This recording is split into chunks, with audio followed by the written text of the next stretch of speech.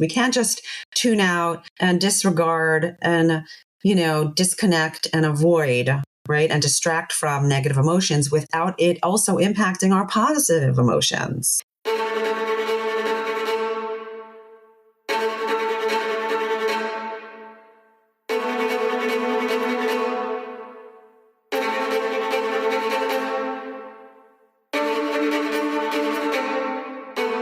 If we're not living in the negative ones, we're actually not living in the positive ones in fully as well. So we do all these mind games, like I just described before, to alleviate ourselves from this danger and discomfort. And it actually puts us in a position where we're not being our best self, we're not living the life we want, and we're not doing the things that we want to be doing. Our brain holds on to the memories and doesn't consolidate negative memories and painful memories because it wants to remember it so that it could protect us for the future. It wants us to remember what we went through, how we went through it, so we could avoid it going forward. Okay? And that's how we're wired. So we're constantly, again, avoiding, right, these negative circumstances, negative emotions. It's like the spiral of negativity. And like you said, if I say to you, don't remember something, what does your mind do? It recalls it in order to forget it, but as it's recalling it, it's remembering it, right? Right, and so it's like this feedback loop of you never get out of it. This is Alone and Unafraid. Welcome back to Alone and Unafraid, where we explore the intersections of everyday life, mental health, and mindset with ordinary people who have or are now facing incredible challenges. My name is Thad King, and I'm your host. Today on Alone and Unafraid, we're joined by Dr. Michelle Maidenberg, also known as the Anxiety Lady. With over 30 years of clinical experience, Dr. Maidenberg helps individuals break free from emotional avoidance and anxiety to live their best lives. She developed the ACE method, or acceptance, compassion, and empowerment, and a mindfulness-based approach that empowers people to overcome personal blocks and align with their values. In addition to her private practice, Michelle is the co-founder of Through My Eyes and an NYU adjunct professor, a TED speaker, and a blogger for Psychology Today with over 1.7 million reads. She is the author of award-winning books, including Ace Your Life, and her work has been featured in major outlets like the New York Times and Forbes. Today, she'll share practical strategies for managing anxiety and living a more empowered life. Michelle, welcome to the show. Thank you so much for having me. I really appreciate it.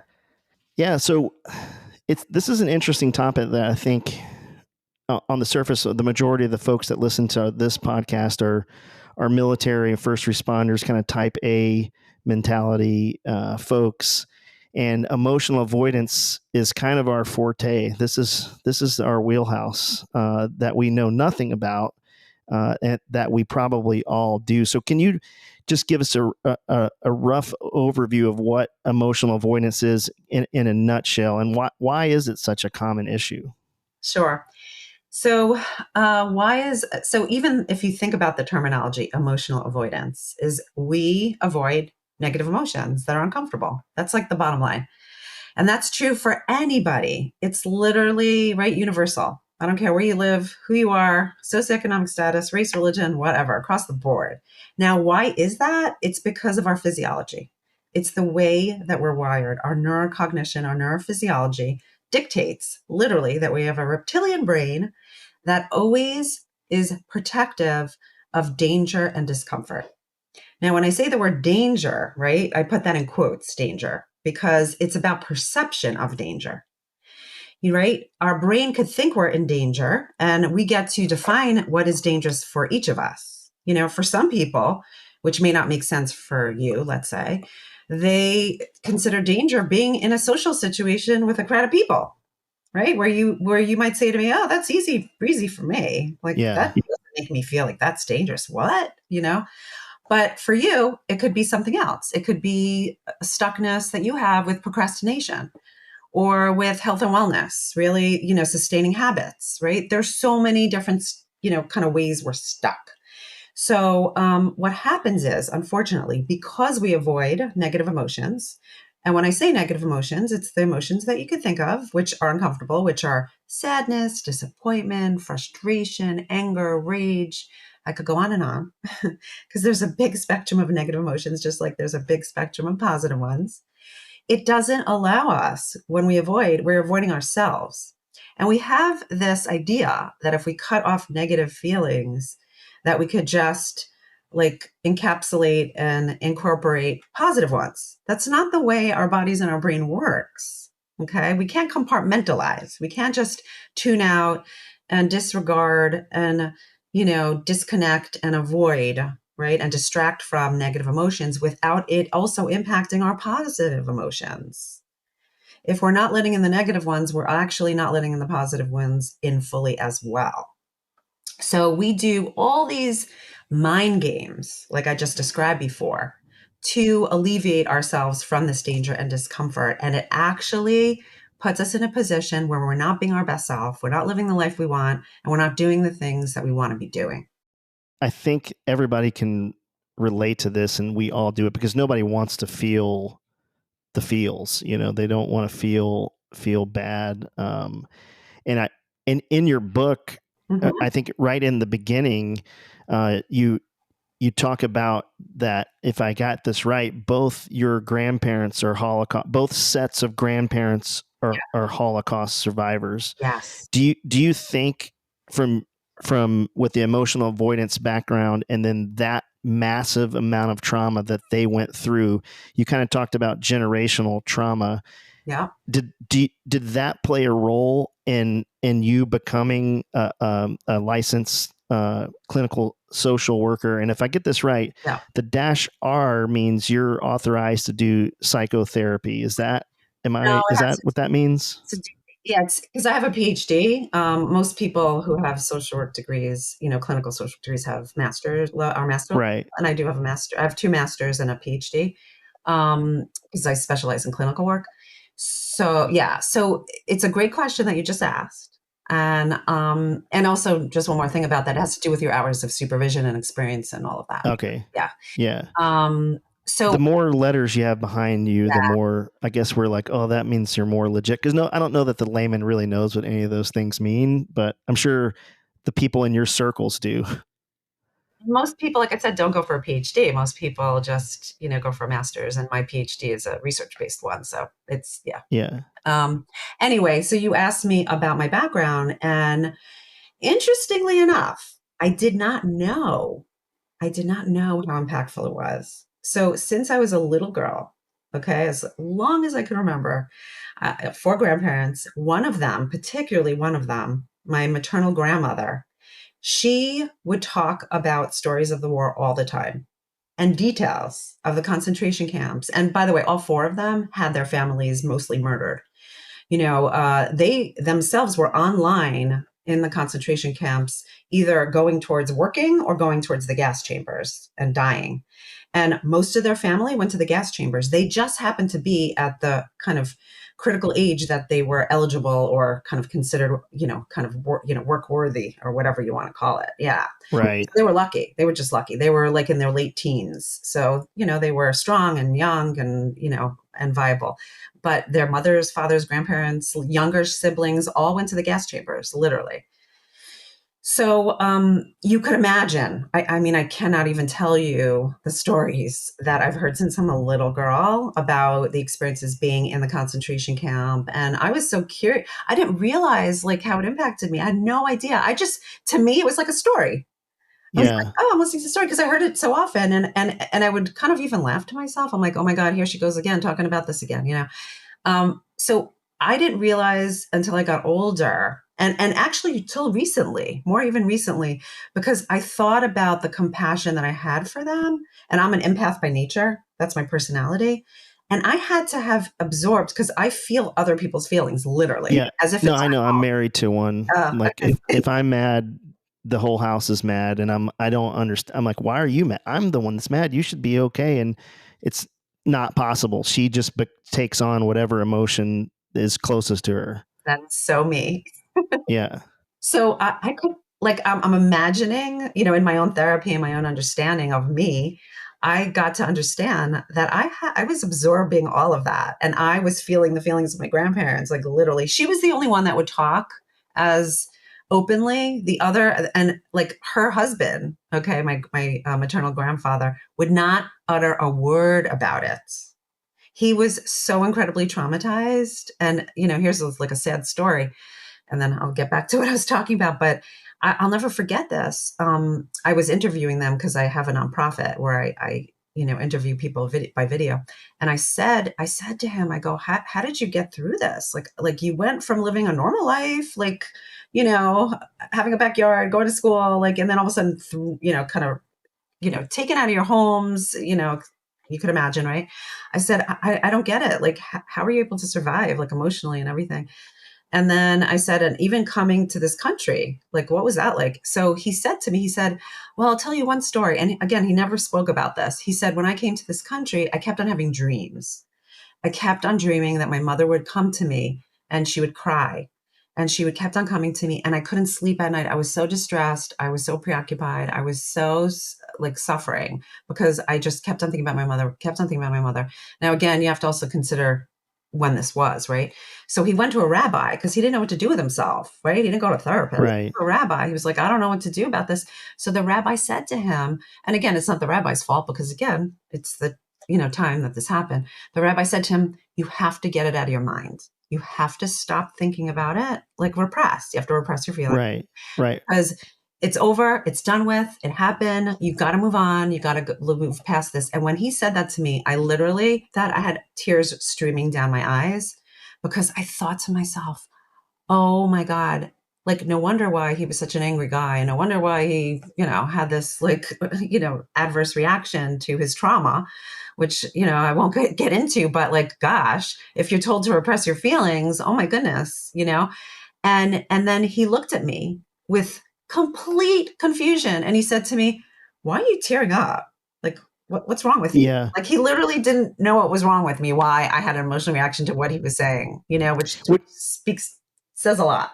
Yeah, and which is a kind of a theme in the book is that there you actually have a quote in there from I guess it was young that what you resist persist. I love that, and you kind of it's kind of a theme in that acceptance module, if that makes, I don't know if that's the right word for it, but where you talk about if you do this exercise where you say, hey, try to think about this and then get it out of your head. And then you actually can't, which is kind of what that rabbi told him. It probably just got worse and worse and worse. And so one of the things you talk about in the book that it's a dumb question, but I bet other people have this question is, well, what's the difference between, actually, before I ask this question, I did want to go back to the Holocaust because I read the book Man's Search for Meaning when I was just in a really, really dark place. And somebody said,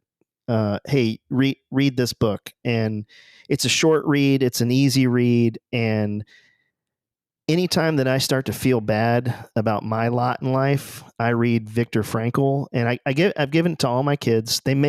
For the people listening, they make a sanitized children's version of it.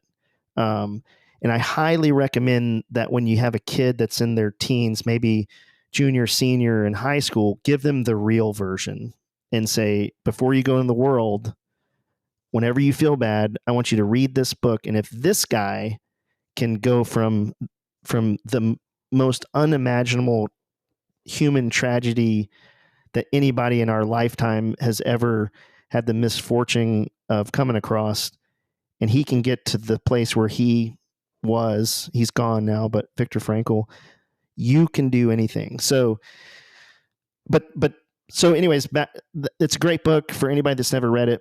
Please go get it. He talks about his time in the concentration camp. That's what it's about. Yeah. Yeah. So can you explain the different, you talk in the book about, and you say it a few times about big T and little t trauma. What is the difference between those two? Yeah. So, we all have trauma. Okay. Some of it is more significant and some of it is less significant. So when I ask anybody, when I have patients and I ask them what memories stand out from you from your childhood, let's say, or even, currently, there's, they don't say to me, oh, this was the best day of my life and I remember this. No, they don't tell me something joyful. They tell me something that was really hard, challenging, and really has a lot of negative emotions attached to it. That's what we remember. Now, why is that? Think about it. The reason is, again, the way it has to do with our neurocognition. Our brain holds on to the memories and doesn't consolidate negative memories and painful memories because it wants to remember it so that it could protect us for the future. It wants us to remember what we went through, how we went through it, so we could avoid it going forward. Okay. And that's how we're wired. So we're constantly, again, avoiding, right, these negative circumstances, negative emotions. It's like the spiral of negativity. And like you said, if I say to you, don't remember something, what does your mind do? It tries, it recalls it in order to forget it, but as it's recalling it, it's remembering it, right? It's Right. And so it's like this feedback Yeah, loop of you never get out of it. that's right. It intensifies, like you said, very accurately. It intensifies and intensifies, and it actually gets worse rather than better.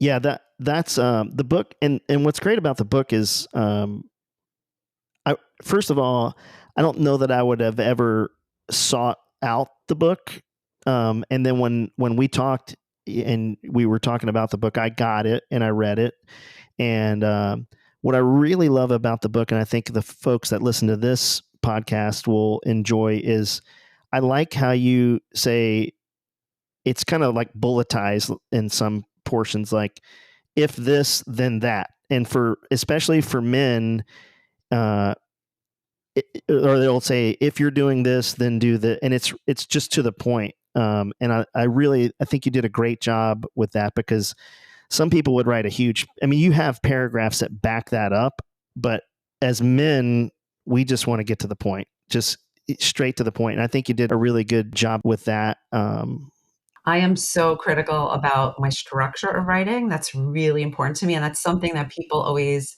comment on that I do well. But that is like the biggest compliment you could give me. Oh, Yeah. And the reason for that is, like you said, it's very hard just in our brains to truncate things, right? right, Yeah. right. And it's a lot of information. It's a lot of information. So you have to, first of all, I believe when you write in general, you have to have research and kind of information to back it up, right? You're not talking from, like, most self-help books out there is opinion.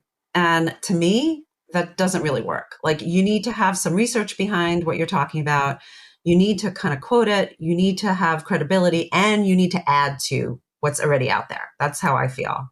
Yeah. And also, particularly with skill building and, kind of having a toolbox, you need to have exercises and you need to be able to integrate the information. And I do that at the end of each chapter because I have exercises. And then I also have a guided meditation to help consolidate the information using a QR code, and that I feel in a very, very kind of thorough way integrates the information. And I think across the board, that's the way we learn. So I try to use all modalities of learning, actually, and it, one thing that I really have strong feelings about is the way education is set up today in schools for kids. Like, we do not cater to all different kinds of kids. We cater to mainstream kids, and Yeah, kids need to learn, and adults need to learn in all different kinds of ways. So I try to use experiential. I try to use didactic. I try to use all different modems of learning so that no matter how you're reading, you're going to get something out of the book. yeah. I think it's really, in full disclosure, I'm a listener, so I got the audio version of the book that you narrated. That it's you reading it. And what I like about the audio part of the book, my personal opinion, is on Audible or wherever you listen, you can put bookmarks in there, and then I kind of review that, and then I listen again. But you still have all the charts. There's a PDF that comes with it, and the charts are really great because it's a a piece of kit for the military folks that you can just take with you and reference really easy. And it's if this is happening, you do this. And which for military and law enforcement people, everything we do is checklist based or based in that thing. So I think you did a good job with the book. So when we talk about emotional avoidance, and we're talking about trauma and healing from trauma, that emotional avoidance, it really complicates the healing process from trauma, like you said, where we never really get out of that loop. And is that how you came to come up with the ACE method, or how did that Yeah, that's a good, funnel? again, first of all, thank you so much for reading it. I do want to say that because I'm on a lot of podcasts and most people don't read it, because who has the time to read every book that you're kind of interviewing people? But like, it means so much to me because it really shows me that you care about your listeners and that you don't want to just kind of interview somebody and recommend something without knowing it yourself and feeling like it could be useful. So like, all the power to you. So I really do want to say that I appreciate you and I appreciate Yeah, that you read it. I appreciate it. Yeah, Tyler, he's not here with us, but he also, he'll text me, "Hey, did you listen to that part? Oh, that's so us. Did you, so and normally I think the folks that listen to this, these are type A Oh, I know. operators that are out there. Yes. They wouldn't think to seek this out, but this is a universal thing. It doesn't matter what your socioeconomic background is, your race, everybody has some version of this. It's And stuckness. Everybody has stuckness. So yeah, whether it's in your relationships, whether it's in your career, whether it's in your behavior, whether it's in, again, across the board, parenting, you know, there's stuckness. Like, we're human. That's the whole, we're imperfect. So we have to have stuckness. And by the way, stuckness changes. What we had stuckness 10 years ago is going to be different than I have stuckness today, which I could tell you right. for me is the case, very much so, you know?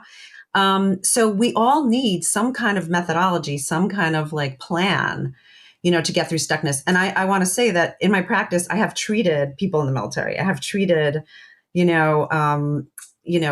police officers, fire individual, people in the fire force.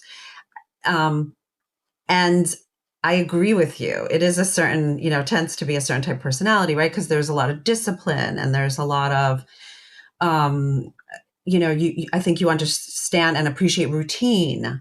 Yeah. Yeah, Routine is huge for us. yeah, completely. And I think so. What stuckness, if you think about that, that could lead to rigidity.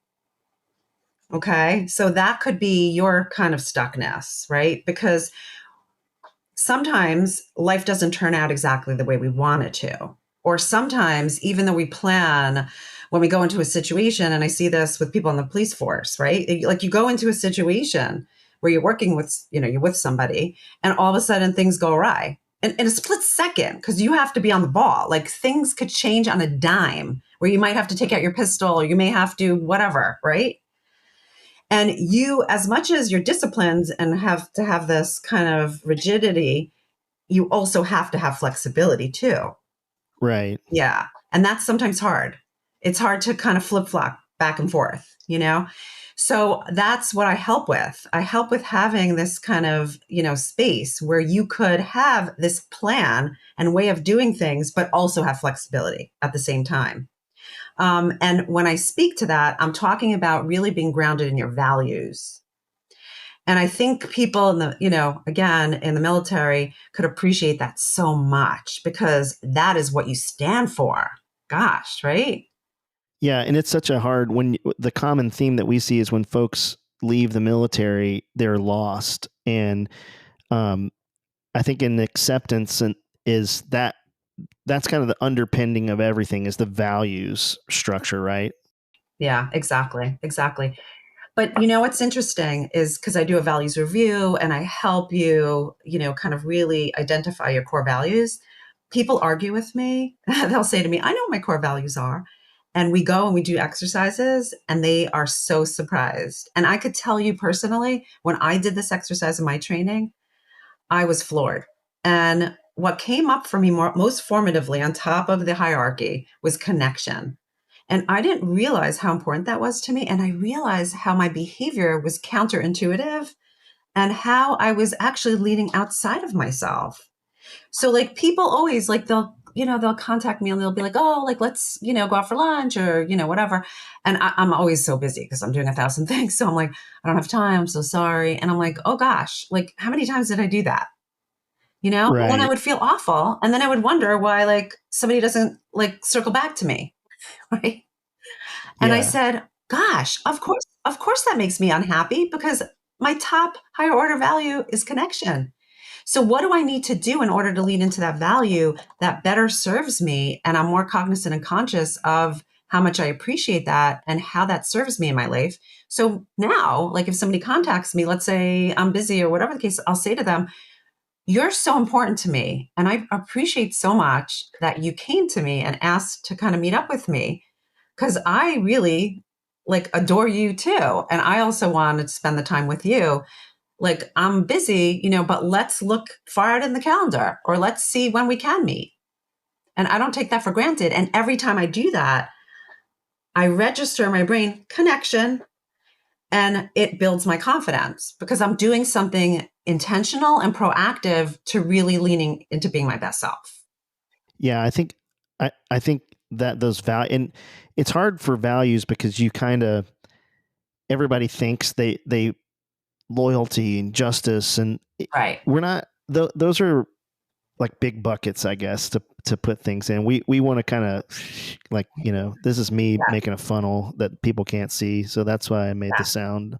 But, Yeah. but yeah, so that those values, We want to what's that? we want to streamline it. Yeah, exactly. And so the values, you have to act on your values, and that a lot of us, especially the folks that get out of the military, you get a civilian job and you end up hating it, and then you realize that your values don't align with the folks that you're taking money from and trading labor for income. So that's why that values review is so important. And I think there's even in the book, you can do the QR thing and it takes you to a guided meditation. So you can like do it in real time to do the value driven meditation. I tried to make it very easy that you don't have to like Yeah. it's really, really easy. Yeah. Yeah. So in the ACE method, that's all, the A is acceptance, right? And can you talk to us a little bit about why that's so critical and why that's the first step in the process? Sure. So people get confused what that is. And, the way that I structured it, I just want to say is acceptance, compassion, empowerment. First part of the chapters or the parts really talk about the barriers. What gets in the way of us cultivating it? And the reason why I spent time on that, and I did a lot of research and really, again, I've been speaking, part of the research is working with people, of course, is there are so many barriers that get in the way of these things. I cannot even tell you based social culturally, based on who we are, based on what society tells us we are, based on our families of origin. I could go on and on how many barriers are what we're up against. And like I said, our own physiology, the way our brain is wired is a barrier. So acceptance is not about accepting mediocrity. Because let's be real, like every single person in the military is there for a reason. And it is the opposite.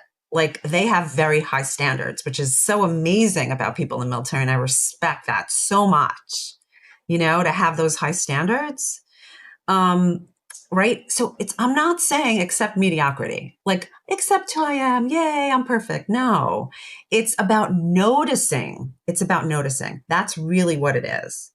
What we do is we have an observing mind and a thinking mind. And we have, unfortunately, the propensity is what we do with ourselves is we're judgmental and we're critical.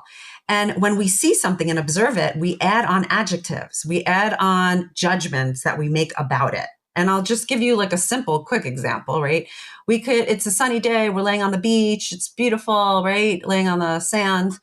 And our thought is, gosh, so this is the thought. I'm laying here. Oh, I hate the sand on my toes. It feels so uncomfortable. Gosh, it's so hot. Like I'm sweating. I'm feeling restless. Listen to the children like near me. They're so annoying. Okay, right? Yeah. That's in Yeah. thinking mind. Okay. If we're observing, what we're doing is we're saying, I'm laying on the beach. The children are laughing. The sand are on my toes. I hear the sound of the waves. The sun is shining, right? Very different. So, a lot of this has to do with our mindset also, and the way we perceive the world and our intention in going into the world. And I know that sounds so simplistic, but literally try it and tell me how simple it is. We do this 24/7, and I'm not even kidding. 24/7. And guess what? We do it in our relationships, right? We mind read, we blame, we Well, that was criticize.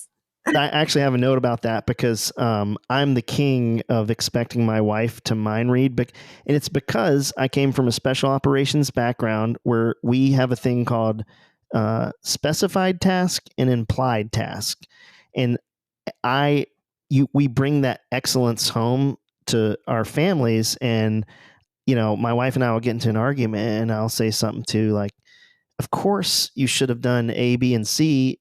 Why did you not think of that? And she's like, I'm not a mind reader. How would I know that that's what you wanted? And I'm like, there is clearly only one way that could have had an outcome, when in reality there's 37 million variations of what that could have been. And when I read that in the book, I was like, oh, she's talking to me for that. So the mind reading is a thing in relationships, and yeah, so that part I really enjoyed that. It so wreaks havoc. It happens to me all the time. I catch myself and I laugh. I'm like, brain, could you stop? Like, seriously? Quiet. Yeah. The other one you talk about is how you talk to yourself, or some version of that, like where we, compare ourselves to others, or really criticizing ourselves. And I am probably the habitual offender of Tyler is too. And I actually I actually say like, dude, listen to how you're talking to yourself. What would you, and I get it. I'm taking the credit, but I really get it from my wife, because she said, "Would you talk to our kids that way? If you heard our kids talking that way to themselves, would you accept that?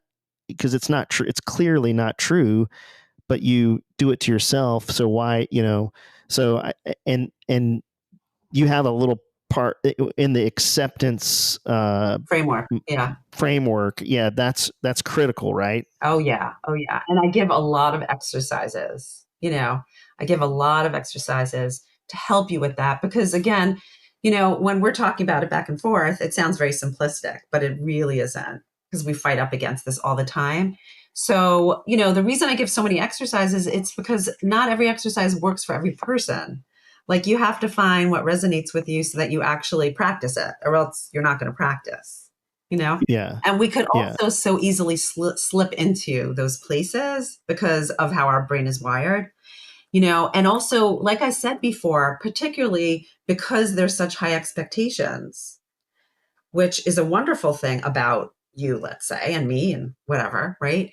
That also works against us in our minds, because we're always going to have judgments, because we have all these shoulds, how things should be, how people should behave, etc. You're shooting all over yourself. That's right. And I say that.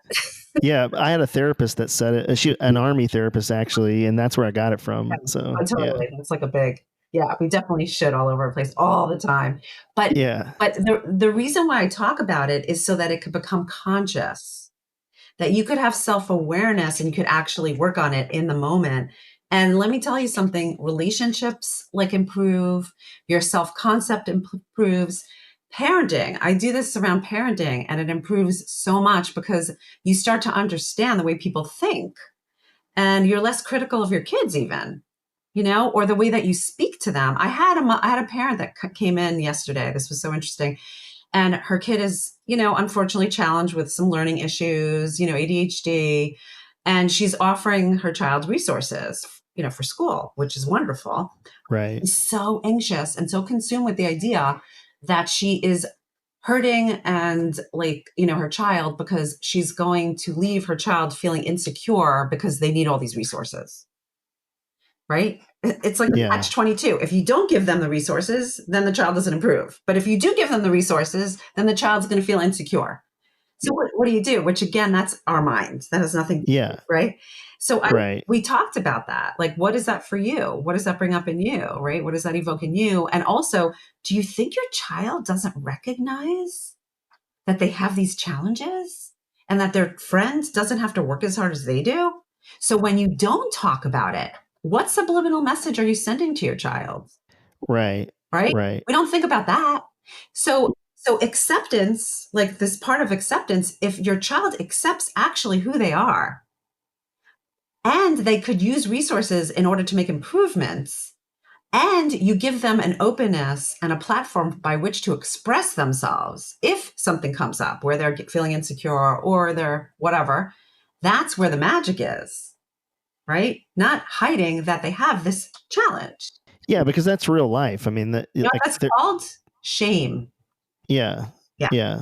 The one thing in one of the little cards in the book I think of that really got me, or it was like a chart, it says the impact of self acceptance. And on one column, it says the consequences, and the other column, consequences of low self acceptance. And the other one says benefits of high self acceptance. And the one that really stood out to me on the consequences of low self acceptance was increased cortisol levels, leading to inflammation, and results can be high blood pressure, muscle weakness, impaired brain function, diabetes, and certain infections.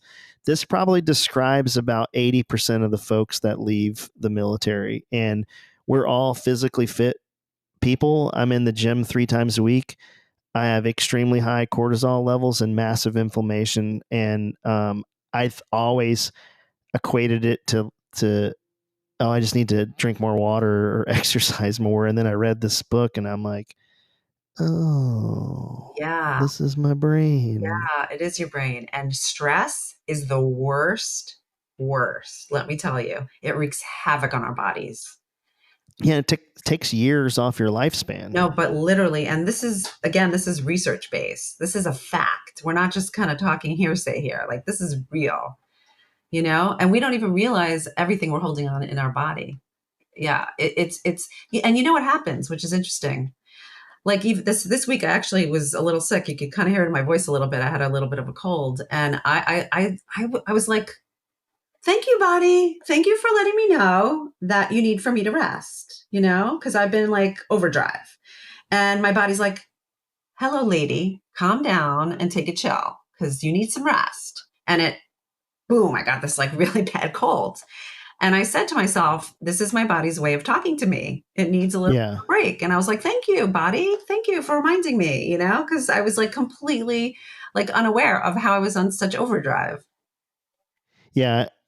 I think those things are things, if you're present enough to listen, it really does tell you, what's next. Sometimes you just need to lay on a couch all day and watch some crazy reality TV show that is nowhere near reality, but for some people maybe. But so what about the so we've got acceptance, and I would encourage people that there's no way we can fit the depth and breadth of this in one podcast. So I would encourage the listeners to get the book, to read it. I do it on my way to work every morning, and on the way home, I've got about a 40 minute commute each way. So I put it down there. What about the C in ACE? So the C is compassion. And again, you may say to me, oh, of course, everybody feels compassion. What are you talking about? Well, we feel compassion towards others, and we learn how to feel compassion towards others all the time. We never, ever learn how to be self-compassionate. And in order to make change in our lives, it really is wrapped around our confidence building. So we used to think, and this is like, it's interesting, we used to think that the way people make change is to beat them down. right? And that was kind of the culture in the past. Right. This tough love, right? You got to beat someone down, Yeah. Yeah. and it doesn't work. That's a military Yeah, tactic. I know. It doesn't really work though in real life. It doesn't. No, and we all know it. We all know it. Yeah, We're all products of it. exactly. It doesn't really work. It actually, if anything, it actually makes you feel insecure. It little T traumas you. Yeah, it does. It does. Is that a real thing? It is. Did I say it right? It is a real thing. It is a real Yeah. thing. So again, if you feel more confident and you feel more self-efficacy, right, which is the belief that effort you put into your life, that you're going to reap rewards for that effort, right? That only happens when you're feeling confident about yourself, not when you're feeling insecure. And I always say we can't talk something into ourselves. We can't say, I'm wonderful, I'm beautiful, I'm thoughtful, I'm right. It's all in the doing. We really have to do things in order to strengthen that belief in ourselves. So compassion is really learning, how to tap into our self-worth. At the end of the book, and I'm sure you read this at the conclusion, I use this example of a piece of marble, right? If you look at a piece of marble, it's beautiful, okay? But it's just this kind of block of marble, okay? We're all marble. And then if you, let's say, sculpt it and make it into this beautiful sculpture, right? You could see its beauty, its essence. And that's all of us. We all have the strength, the wherewithal, the resilience, and all this beauty within us, but often there's a smokescreen. We're not even connected to it because we don't know what we're capable of, literally. Right. Yeah. And you can often see that in young kids. You can see what their capabilities are. Yeah. And they don't know it, but I think there's a level of truth to that as an adult that you don't Connect to it. you don't. Yeah. And because the kind of the model is, the acceptance, your acceptance feeds compassion feeds back to acceptance. And there's that kind of, it's like a tripod of or a three-legged stool, maybe. Actually have a triangle at the beginning. Yeah. Which shows the method because they all work together. Right. Right. And you could go in and out of them. And some people will actually have more challenge in one part more than the other. Yeah. Right. Yeah. So you have to kind of identify where kind of in this triangle is most challenging and what you need to work on most. Yeah. And for people that don't have the diagram, the triangle that Michelle's referring to is you've got acceptance kind of at the pinnacle. Compassion would be the left base, and the right base would be empowerment, which is the E in the ACE method. So that self-worth is the connector between acceptance and compassion. And then you've got the self-efficacy. I can never say that right. That's your connection to empowerment. And then this, and I think for the folks that listen to this, is you see people all the time talking about affirmations and I'm good enough, I'm smart enough, and doggone it, people like me. But we all know that words without deeds fall flat. And so I'm really glad that you talk about that and bring it up, because it speaks to everybody knows that. And that's why the woo-woo stuff never really goes far with certain populations, because they're not easily swayed, because they know that you gotta put the work in. Yeah. Yeah. And by the way, the military population knows that more than anything. You got to work hard. You got to bust butt. You got to train. You got to train your mind, train your body. You can't get away with not doing that. No. Yeah. It doesn't work that way. And it's the same thing with and kind of in the middle of that is that curiosity and flexibility to sit there and say, okay, I'm feeling bad today. I'm just observing that I feel like you have a part in there that your thoughts become feelings. I'm going to say this wrong. Your feelings become thoughts about feelings, feelings about what is it? Thoughts about feelings, feelings about thoughts, thoughts about thoughts, feelings about feelings. Sort of. Did I get that right? What ends up happening, Okay. And it's almost laughable, honestly, because it's funny even that you're saying it, because that's how like Yeah, we, but I do it. What you say in the book, I do it all yeah. the time. It's thoughts about thoughts, it's feelings about feelings, it's feelings about thoughts and thoughts about feelings. Yeah. So we could say to our I had the order out of yeah, order. we, Yeah. we could say to ourselves, oh, I'm so stupid. I don't know. I'm just making this up, right? I'm so stupid. And then we could say, "Ugh, I feel so awful about the fact that I feel like I'm so stupid." And then we could say, the fact that I'm so stupid, like I'm going to make such bad decisions. And, it spirals. It just goes on and on and on. Yeah. And then we just have this big, huge smorgasbord of like criticizing ourselves, Yeah. Yeah. Yeah. And other, And that line of thought where it just kind of starts to spiral is how yeah. it actually leads to real problems though. And if you go back in episode 3 of our podcast where Tyler's talking about, he was ashamed of what he was doing, so he didn't want to go home, but then he felt bad about thinking about that, so Mhm. he just is just down in beers in the back of his truck and sleeping in the woods because he doesn't want to go home to his wife. And then it just spirals. And then in that podcast, which is in one of our opening teasers, is he came to the conclusion, like, this is it, this is why dudes kill themselves, because I was circling the toilet bowl with a thought. And so it's really important that Mhm. that you give tools here uh, to kind of climb out of Mhm. that rut, and it's all grounded in values. How about the E and the empowerment? What are we looking at there? Yeah, that's a really critical piece to all this, I have to tell you, the empowerment piece. The empowerment is the doing. More importantly, it's the sustaining. Okay.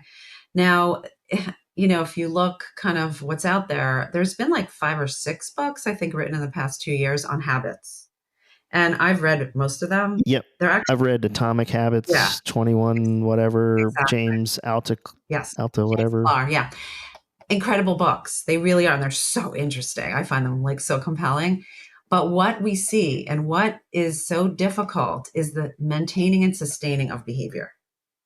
We all have resources. There's so many resources to change behavior, but it's the sustaining that people don't talk enough about and the pit that we get into. And, any habit that you try to change, you could change for a little while and then we kind of go again, we slip back into our behavior. And then I kind of differentiate between a slip and a fall, right? Like we're going to slip because we're human and we're imperfect, Right. but we don't want to fall. That's where we kind of get into the pit. And it's hard to get out of that. So it's in the doing, like what gets in the way of us doing. And it could be, again, people will say to me, I don't know how you're so disciplined, because I'm very disciplined with my like health regimen. I work out 6 days a week. Like I literally am a clean eater, 99% of the time, literally, like talk about discipline. And I know you could appreciate that, especially being in the military, right? Like it's a certain person that has that level of discipline. Right. And not everyone does. Like not everyone does. It's just the way it is. And people look at me, they say to me, they're like, I don't understand how you do that. And I say to them, well, I believe I have worthiness. And like most things that I do in my life lean into my worthiness. And that means taking care of my body. My body's worthy, just like my mind is, and just like everything else is. And that's the way I behave. I function that way. I walk that way. I talk that way. I sleep that way. Um, but it's not about that. So they'll say to me, you're more motivated than I am. You're more inspired than I am. I'm like, one second. Like, do I have a vein or something different than you have? Like, what does that Right. even mean? Motivation comes from doing. When I'm Yeah. when I'm working out in the morning, okay? Do you think I'm always like, "Yay, I'm going to work out?" No. After I work out, nobody regrets working out. Nobody Yeah. after it works out, they say, "Oh, I'm so sorry I did that." Yeah, mood follows action. If you listen to Rich Roll or you know who he is, that's his saying is mood follows action. And Tyler and I love it. We say it all the time. Completely, completely. So I'm no different than you are. You're no different than I am. But when you do, that is what builds your confidence. That builds your self worth, your self efficacy. You want to do that more and more and more. And by the way, there's also neurotransmitters that get impacted by that. it's a dopamine, right? It's dopamine, it's cortisol. All those things are flowing through your body and they crave it. I always joke around, but like when I go out to dinner, usually, right? Because people will always say, oh my gosh, when I go out to eat, I can't find anything. It's so hard. And I always tell them, you could drop me off anywhere on this planet and I will find something healthy to eat. And I do, you know? So when I go to a restaurant, I'm sitting with a bunch of people, let's say, right? And, we're ordering dessert.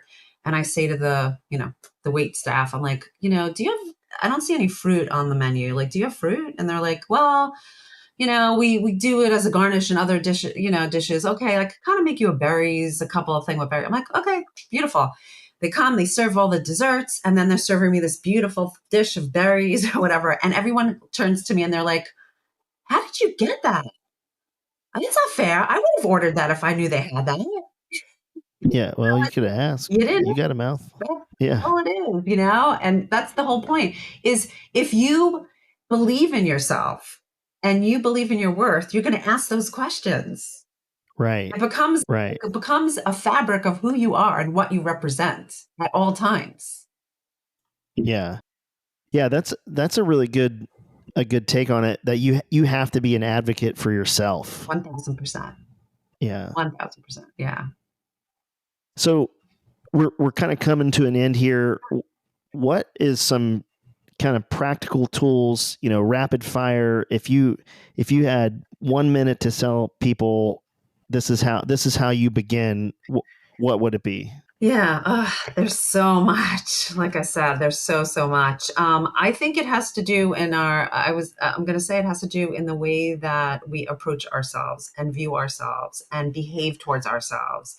And I came up with empowering traits.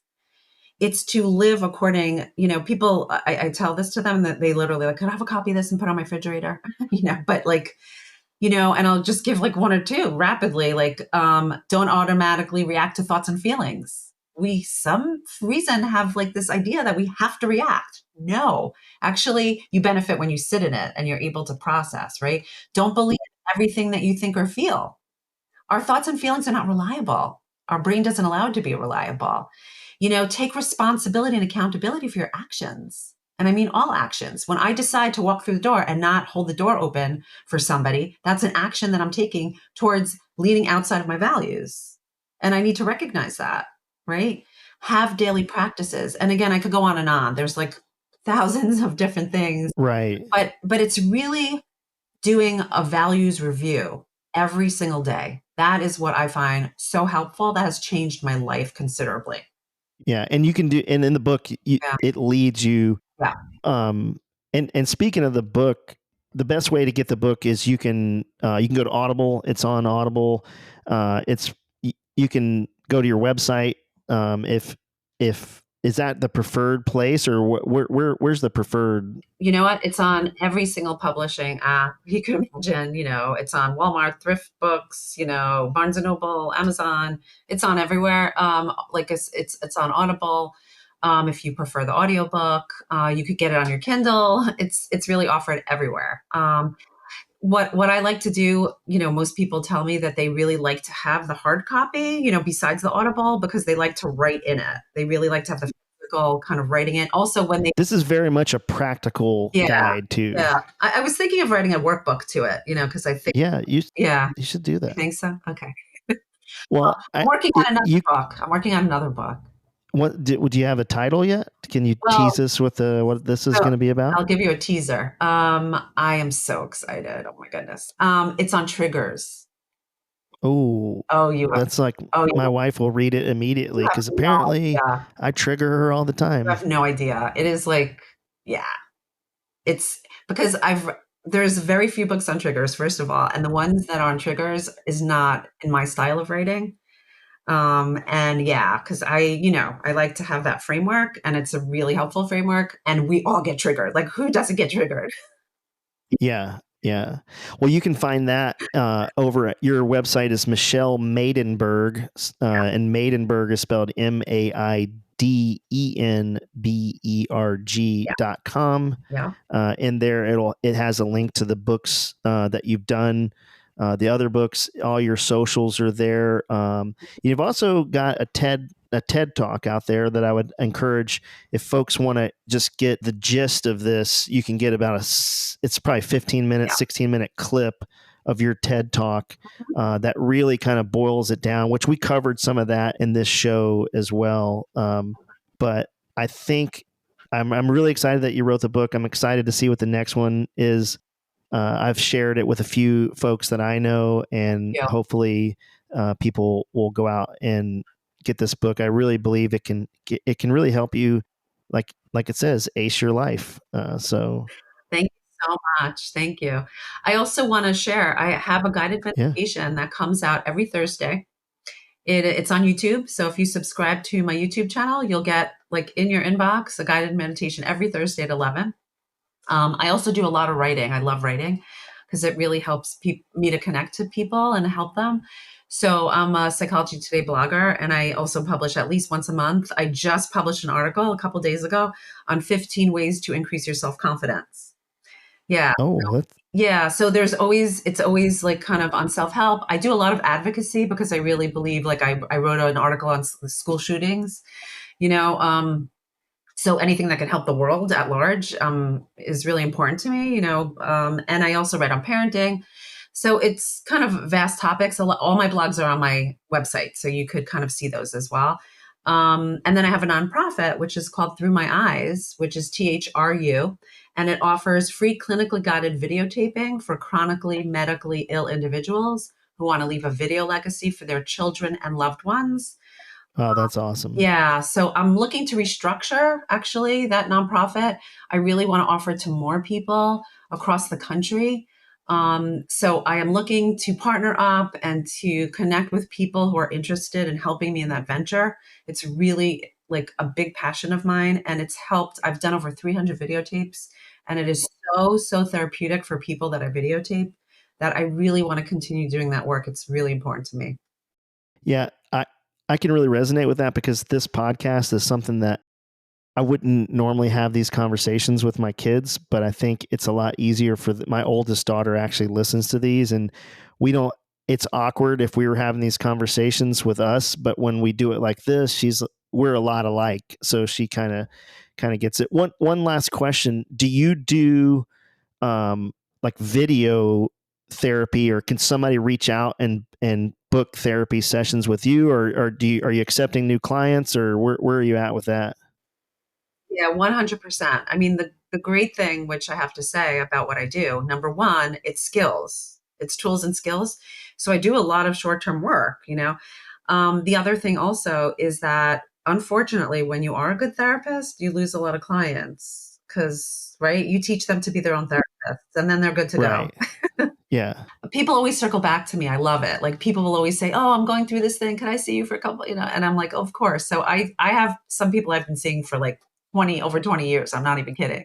You know, um, but people could always circle to me definitely, and I'm always happy to help. And I do a lot. Most I would say at least 3/4 of my practice is remote. So absolutely.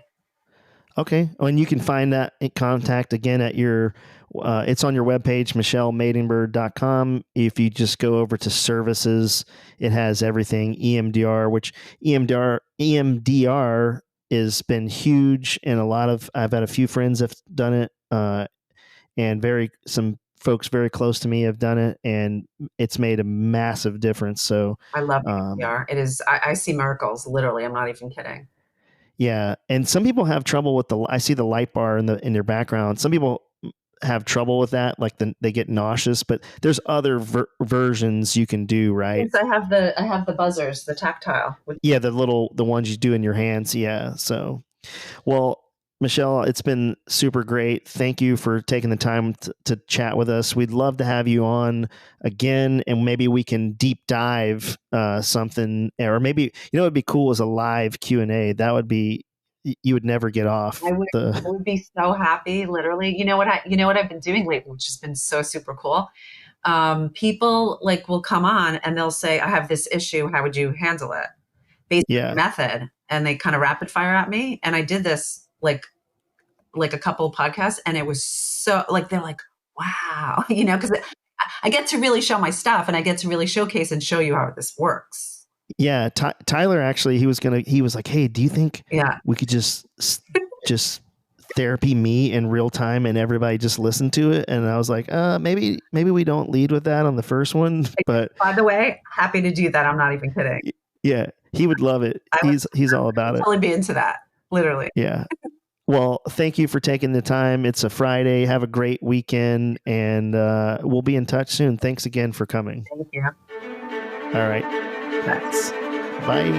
Bye.